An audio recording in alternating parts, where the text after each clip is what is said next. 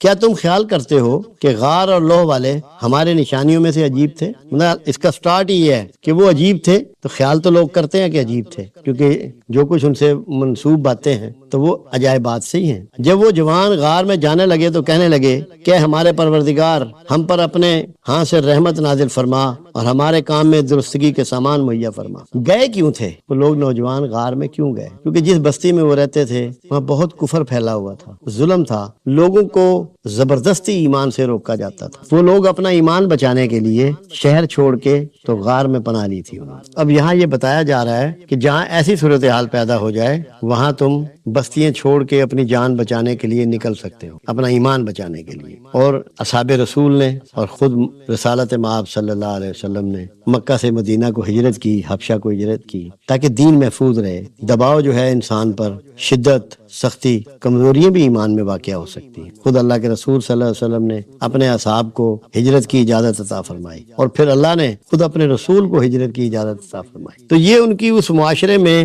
غار کی طرف ہجرت تھی کہ ہمیں یہ کافر نہ بنا دے، ہمارا ایمان غارت نہ ہو جائے۔ تو یہ اس لیے اللہ سے دعا بھی کر رہے ہیں کہ ہمارے کام میں درستگی فرما، جو ہم نے یہ فیصلہ کیا ہے، جو وہاں سے نکل بھاگے ہیں، اس کو ہمارے لیے بہتر بنا دے۔ یہ اصل میں قرآن میں جو بھی بات آتی ہے وہ آپ کے لیے ہے۔ یہ ساری باتیں اس لیے تاکہ ہمیں یہ سمجھ میں آئے اللہ ہم سے کیا چاہ رہا ہے۔ اب ایک آدمی ہے وہ یہ چاہتا ہے کہ میں جوا اور شراب چھوڑ دوں، مگر شام کو پھر اپنی محفل میں بیٹھتا ہے جا کے، وہاں سے ہجرت نہیں کرتا، تو کیسے چھوڑے گا؟ قیامت تک نہیں چھوڑ پائے گا جب تک ان سنگیوں کو نہیں چھوڑے گا، ان بندوں سے ہجرت کر کے اپنی جگہ تبدیل نہیں کر لے گا۔ تو ہم نے غار میں کئی سال تک ان کے کانوں پر نیند کا پردہ ڈالے رکھا۔ کانوں کا لفظ آیا، کمال کی بات یہ ہے، خوبصورت بات ہے۔ آنکھوں کا بعد میں آئے گا، کیونکہ جو چیز آپ کو فوری طور پہ نیند سے بیدار کرتی ہے، جگاتی ہے، وہ روشنی نہیں ہوتی، وہ آواز ہوتی ہے۔ تو کانوں کو اللہ نے پردہ ڈال دیا، ان کو باہر کی کسی آواز نے ڈسٹرب نہیں کیا، کیونکہ آپ کو سمجھایا جا رہا ہے کہ تمہاری نیند کا تعلق تمہارے کانوں سے بھی ہے۔ پردہ ڈالے رکھا یعنی ان کو سلائے رکھا، پھر ان کو جگا اٹھایا تاکہ معلوم کریں کہ جتنی مدت وہ غار میں رہے ہیں کہ دونوں جماعتوں میں سے اس کی مقدار کس کو خوب یاد ہے، کہ ان کو جگایا تاکہ ان سے پوچھا جائے کہ تم کتنا عرصہ سوئے رہے۔ کس کو پتا ہے کہ ہم کتنا عرصہ سوئے رہے؟ مقدار قدر کہتے ہیں اندازے کو، کہ اس کا اندازہ کر سکیں کہ یہ کتنا سوئے رہے۔ مقدار، ہم ان کے حالات تم سے صحیح بیان کرتے ہیں۔ اب اللہ کہہ رہا ہے کہ صحیح بیان کرتے ہیں، کہ اس میں تم کسی شک میں نہ پڑ جانا، کیونکہ بہت سے مفروضے ان کے بارے میں تھے، وہ بھی آگے آئے گا۔ وہ کئی جوان تھے جو اپنے پروردگار پر ایمان لائے تھے، اور ہم نے ان کو اور زیادہ ہدایت دی تھی اور ان کے دلوں کو اور زیادہ مضبوط کر دیا تھا۔ اگر ان کے دل مضبوط نہ ہوتے تو وہ یہ تنہائی اختیار نہ کرتے، بھوک برداشت نہ کرتے، اپنا گھر بار چھوڑ کر، معاشرہ چھوڑ کر، بہن بھائیوں کو، رشتہ داروں کو چھوڑ کے نہ آتے۔ اس کے لیے بڑی مضبوطی چاہیے، اتنے بڑے پروگرام کے لیے، یہ ارادہ کرنے کے لیے۔ جب وہ اٹھ کھڑے ہوئے تو کہنے لگے کہ ہمارا پروردگار آسمانوں اور زمین کا مالک ہے، اس کے سوا کسی کو معبود سمجھ کر نہ پکاریں گے۔ تو اس وقت اگر ایسا کیا تو ہم نے بعید عقل بات کی۔ وہی بات ہے کہ پکارنا صرف رب العزت کو ہے اور کسی کو نہیں پکارنا۔ جو کسی اور کو پکارے گا تو اس نے بے عقلی کی بات کی، بعید عقل، جو عقل سے خارج ہے، عقل سے دور ہے۔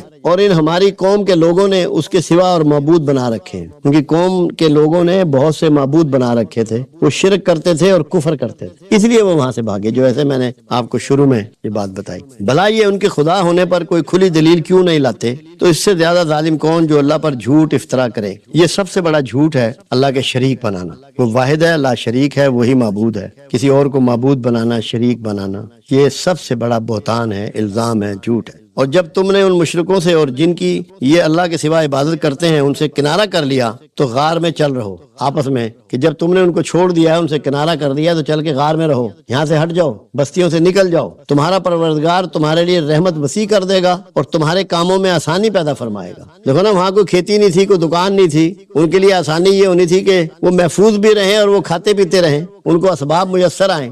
اللہ نے ان کے لیے سارے اسباب کر دیے، اور جب سورج نکلے تو تم دیکھو کہ دھوپ ان کے غار سے دائیں طرف سمٹ جائے۔ اب کیا بندوبست کیا ان کا آرام کا، کہ روشنی بھی رہے مگر دھوپ ان کی تمادت، اس کی گرمی ان کو ڈسٹرب نہ کرے، اور جب غروب ہو تو ان سے بائیں طرف کترا جائے، جب سورج غروب ہو تو اس سے بائیں طرف ہو جائے۔ اللہ نے اس کا ارینج کر دیا، ایسی سچویشن پیدا کر دی، اور وہ اس کے میدان میں تھے۔ میدان سے مراد یہ ہے کہ غار کافی بڑا تھا، کافی وسیع تھا۔ میدان کا لفظ تب ہی آتا ہے جب زمین کہیں چوڑی ہو، بڑی ہو۔ ہو، کھلی ہو. تو یہ بہت بڑا غار ہوا کہ چھت تو تھی اس کے اوپر مگر دھوپ اس میں کھلی آتی تھی، کیونکہ دہانا اس کا مطلب ہے اس کا کافی اونچا ہوگا. یہ اللہ کی نشانیوں میں سے ہیں. جس کو اللہ ہدایت دے وہ ہدایت یاب ہے، اور جس کو گمراہ کرتے تو اس کے لیے کوئی دوست اور راہ بتانے والا نہ پاؤ گے. ہدایت ساری اللہ کی طرف سے ہے، کوئی کسی کو ہدایت نہیں دے سکتا، کوئی دوست آپ کو سیدھی راہ نہیں بتا سکتا اگر اللہ نہ چاہے. یہ اللہ اپنے دوستوں کا احوال بیان کر رہا ہے جو اس کے دوست ہو جاتے ہیں، غیار سے یاری ختم کر دیتے ہیں، ان کی تحفظ بھی کرتا ہے، ان کے اسباب بھی پیدا کرتا ہے،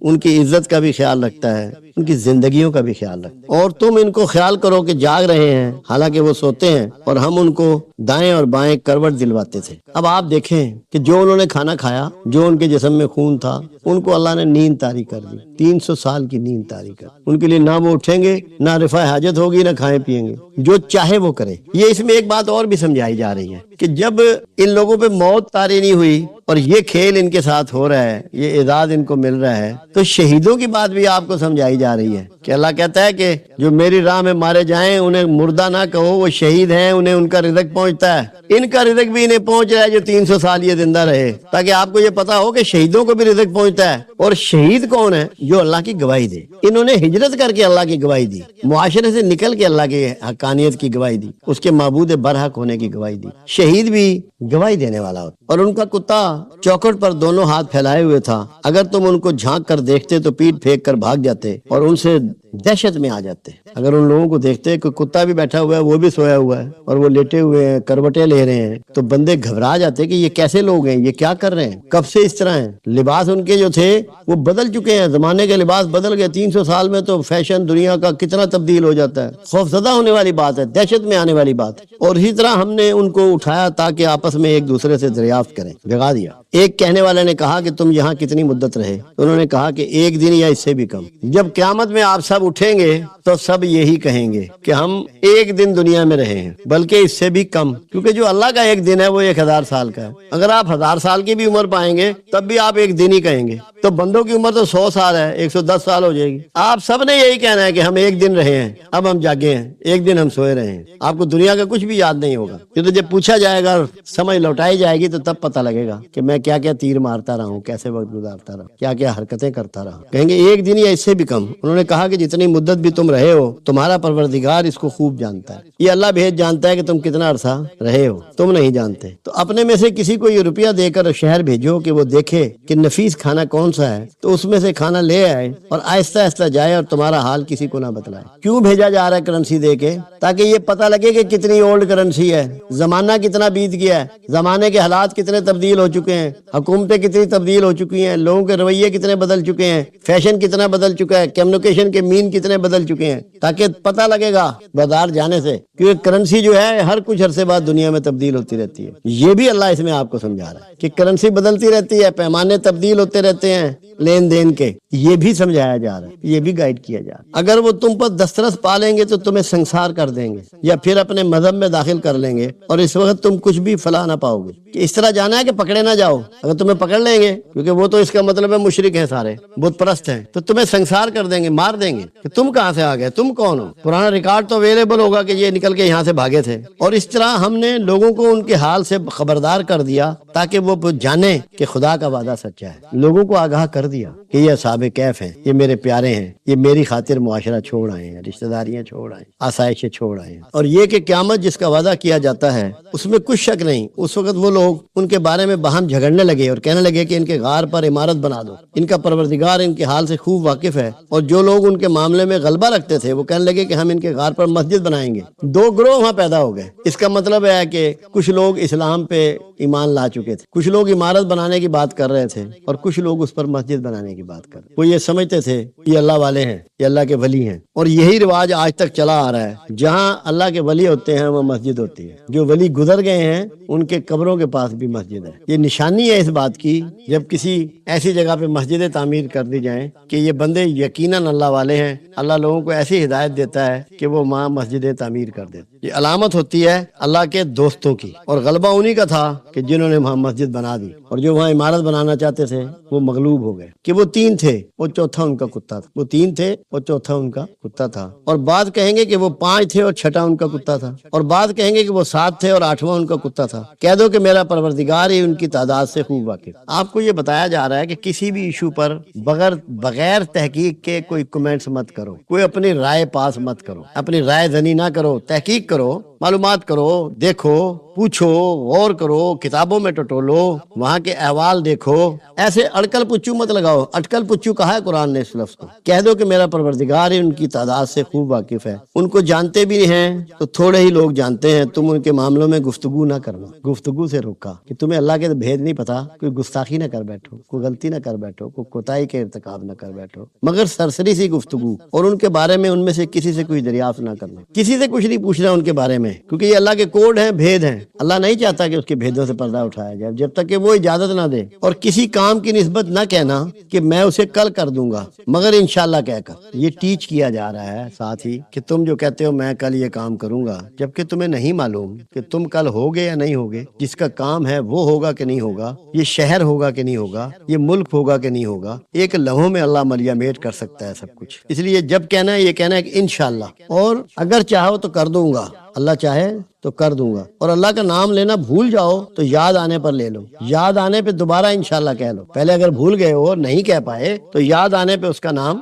لے لو، اور کہہ دو کہ میرا پروردگار مجھے اس سے بھی زیادہ ہدایت کی باتیں بتائے۔ اور اصحاب کہف اپنے غار میں 309 سال رہے، 309 سال، اس میں لفظ جو آتا ہے وہ آتا ہے 300 اوپر 9، تو 309 سال بنے۔ کتنا عرصہ ہے، کتنی نسلیں گزر گئیں، 25 سال کی ایک نسل ہوتی ہے، 13 نسلیں گزر گئیں، 13 کتنا عرصہ رہے، نہ ان کی جسم گلے نہ سڑے، نہ کسی جانور نے انہیں کھایا، غاروں میں تو ہر چیز ہوتی ہے۔ وہ یہ بتانا چاہ رہا ہے، کہہ دو کہ جتنی مدت وہ رہے اسے اللہ ہی خوب جانتا ہے، اسی کو آسمان اور زمین کی پوشیدہ باتیں معلوم ہیں، وہ کیا خوب دیکھنے والا اور کیا خوب سننے والا ہے، اس کے سوا ان کا کوئی کارساز نہیں، اور نہ وہ اپنے حکم میں کسی کو شریک کرتا ہے۔ آیت نمبر 9 سے 26 تک یہ ان کا احوال ہے۔ اصل میں یہ سب تمثیلی انداز ہے اللہ کا، یہ مثالیں ہیں، یہ بتایا جا رہا ہے کہ میرے جو مخلصین بندے ہیں، میرے جو خاص بندے ہیں، جن کو اپنے پاس سے علم عطا فرماتا ہوں، علم لدنی دیتا ہوں، ان کے کمالات اور خوبیاں کیا ہوتی ہیں، ان کے ملنے کا مقام کیا ہوتا ہے، زندگی میں ان کا رویہ کیا ہوتا ہے۔ اصحاب کہف بڑی خاص سورہ ہے۔ اب اس میں بھی ایک پہلو ہے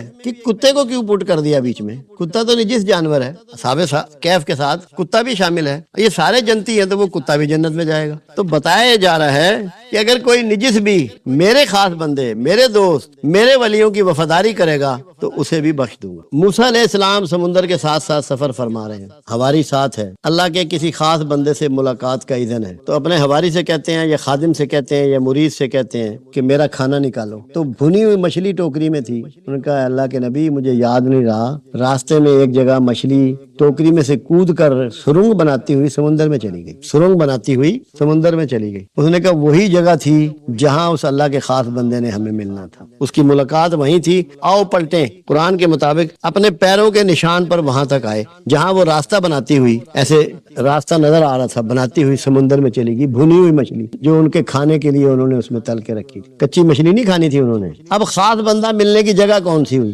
اب یہ کوڈ میں قرآن سمجھا رہا ہے، جو اللہ کا خاص بندہ ہے، جو انعام یافتہ بندہ ہے، جو اللہ کا مخلص بندہ ہے، اس کے ملنے کی جگہ کہاں ہوئی، جہاں خرق عادت ہو رہا ہے، خرق عادت ہو رہا ہے، ایسا عجوبہ ہو رہا ہے جو روٹین میں نہیں ہو سکتا کہ بھنی مچھلی راستہ بناتی ہوئی سمندر میں چلی جائے، روٹین کا نہیں ہو رہا، عام بات نہیں ہے، غیر معمولی بات ہے، مافوق الفطرت بات ہے۔ تو کہاں ملے گا وہ خاص بندہ، آج بھی جہاں روٹین نہیں ہے، خرق عادت ہو رہا ہے، ایسا عمل ہو رہا ہے جو آپ دیکھتے ہیں، آپ کہتے ہیں یار یہ کیسے ممکن ہے، یہ کیسے ہو رہا ہے، جہاں آپ چونک جائیں، آپ سمجھیں یار یہ تو کوئی معجزاتی کام ہے، یہ تو غیر معمولی کام ہے۔ وہ جو غیر معمولی کام جہاں ہو رہا ہے آج بھی وہیں ملے گا درویش، وہیں ملے گا اللہ والا، وہیں ملے گا اللہ کا خاص بندہ۔ یہ بتا دی گئی جگہ آپ کو تاکہ آپ دھوکہ نہ کھائیں۔ جب کسی اللہ والے کی جستجو میں نکلے، کسی خاص بندے کی تلاش آپ کو ہو، تو یہ آپ سمجھ لیں گا ملے گا وہاں جہاں خرق عادت ہو رہا ہے۔ یہ اللہ نے اس کی نشاندہی فرما دی ایک بڑے انداز سے، بڑے ڈھنگ سے۔ پھر دوسری بات، اس کے لیے یہ بھی بتا دیا کہ اسے مستقبل کی خبر ہوتی ہے. قرآن بتا رہا ہے نا کہ خضر علیہ السلام نے کشتی میں سوراخ کر دیا، ایک غریب آدمی کی تھی. تو موسیٰ علیہ السلام نے کہا کہ یار تم نے اس میں کیوں سوراخ کر دیا، یہ غریب آدمی کشتی تم نے داغدار کر دی.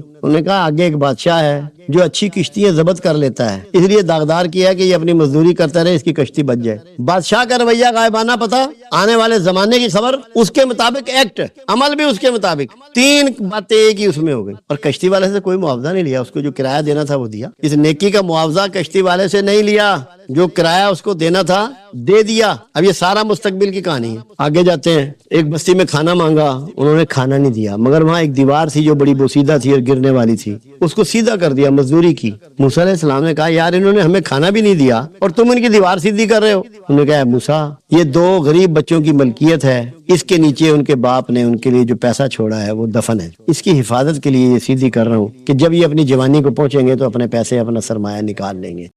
آج سے چند یوم قبل ایک سوال مجھ سے پوچھا گیا جو میرے ساتھیوں نے ریکارڈ بھی کیا، مگر میرا خیال ہے اس کو پوری طرح پبلش نہیں کر پائے. سوال یہ تھا، یہ کیسے پتا چلے کہ استاد یا مرشد کا فیض آپ کو نصیب ہونا شروع ہو گیا ہے؟ یہ اتنا بنیادی سوال ہے کہ میرا یہ خیال ہے ہر وہ شخص جو کسی استاد سے، کسی مرشد سے جڑا ہوا ہے، وابستہ ہے، وہ اس الجھن میں ضرور ہے کہ میں نے کیا کھویا ہے اور کیا پایا ہے. میں نے چاہا کہ آج اس سوال کا تذکرہ میں کروں، جواب تو میں اس کا دے چکا ہوں.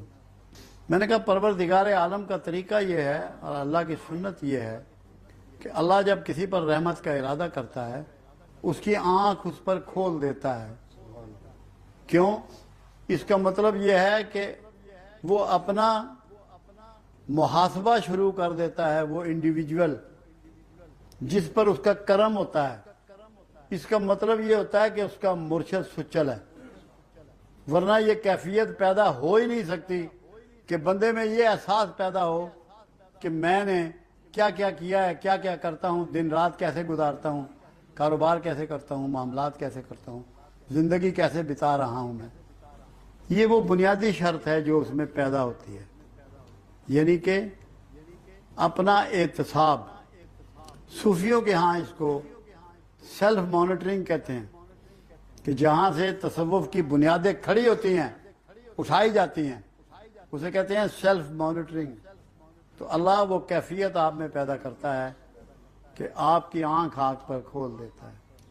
دوسری کیفیت کیا پیدا ہوتی ہے، وہ بھی پروردگار عالم ہی فرماتا ہے کہ میں بندے کو دین کی سمجھ عطا کر دیتا ہوں.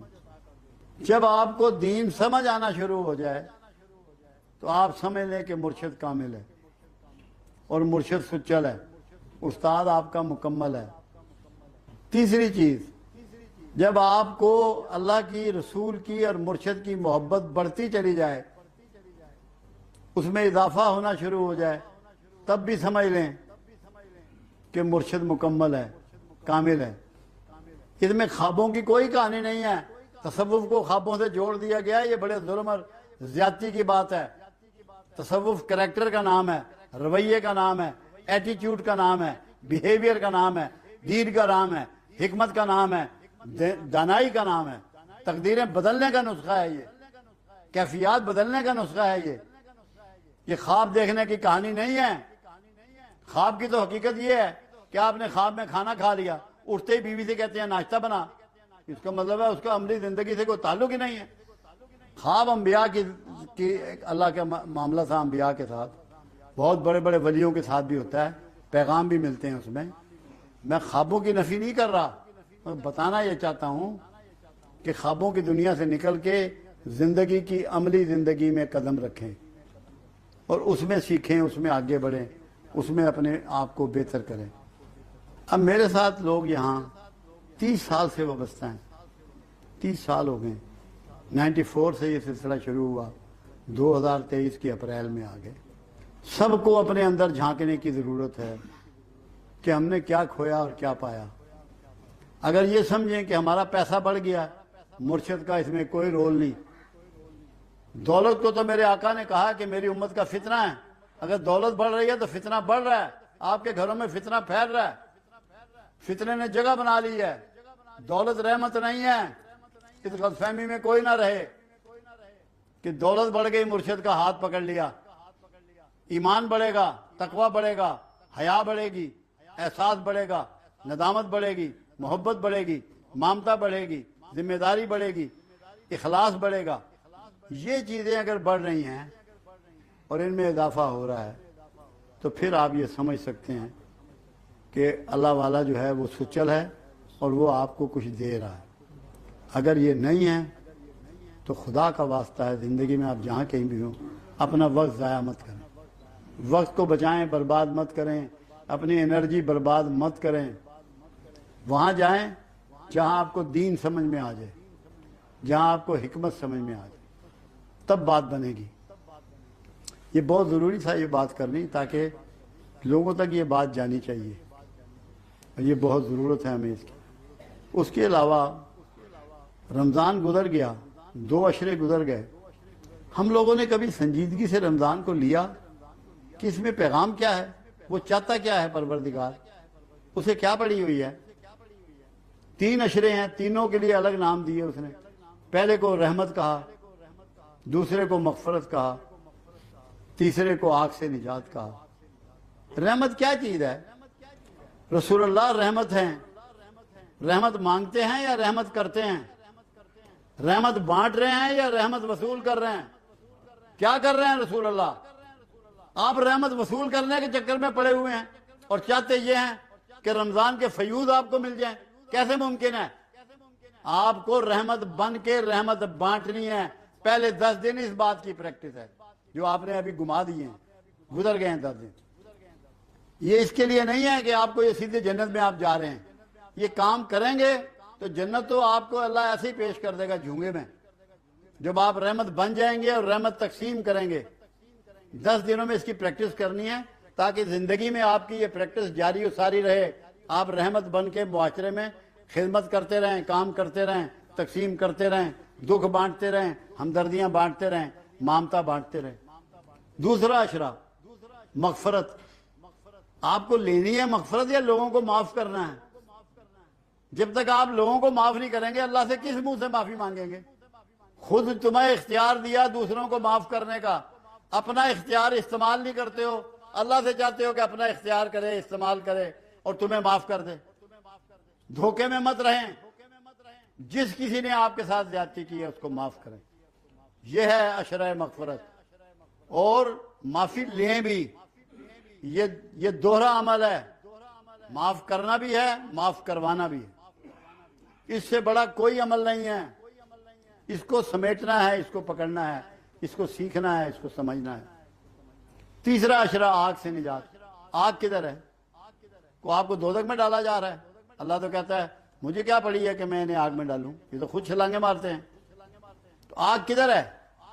आग है हसद में, आग है गुस्से में, आग है नफरत में, आग है बदले में।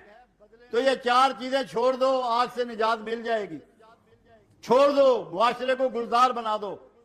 नफरत छोड़ो, गुस्सा छोड़ो, जिद छोड़ो, हसद छोड़ो, बदला छोड़ो। मुझे अगले दिन एक बाबे ने पागल कर दिया, झल्ला कर दिया। कहने लगे कि मैं उम्रा कर रहा था, उम्रा करते हुए सफा मरवा में एक मलंग सा मुझे मिल गया।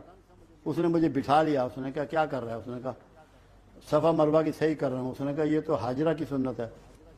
तू ये बता कि रसूलुल्लाह की कौन सी सुन्नत पे अमल कर रहा है? जो सुन्नतें तुम पर लागू हैं, जिसकी पैरवी तुम्हारे ऊपर फर्ज है। उसने कहा मुझे तो कोई याद नहीं, मैं तो कोई ज़हन में ऐसी बात नहीं। आपने फरमाया रसूलुल्लाह की सुन्नत यह है कि इसी सफा वर्मा में बैठे हुए हिंदा को उन्होंने माफ किया था। यहां बैठकर रसूलुल्लाह की सुन्नत को अपनाओ, हिंदा को माफ करो, अपने बदतरीन दुश्मन को मरवा सफा मरवा में बैठ के माफ करो। अगर रसूलुल्लाह का तरीका अपनाना चाहते हो, फयूद उठाना चाहते हो रमजान के, नेकियों के बातें कर रहे हो, सजदे कर रहे हो, फाके कर रहे हो, बात नहीं बनती। बात बनती है तरीका रसूल को अपनाने से, ओढ़ लेने से, बिछो लेने से, समेट लेने से, सीख लेने से, समझ लेने से। इन चीजों को समझो। ये है वो कोड जो दीन के कोड हैं, जो सूफी सिखाते हैं, जो और कोई नहीं सिखाता।